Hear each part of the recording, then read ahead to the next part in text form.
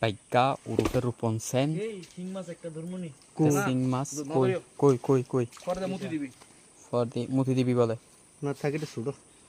কই ফা পাঙ্গেলা কই এই ফিন দিবি দরকার নাই থাক থাক কাকড়া দিয়ে কামড় দিবনি কামড় খাওয়া মানে নারে সারে ছাই খাবা দে খাবা খামার খাবা এই জায়গার মধ্যে কেমন প্লেস করে বসে থাকলে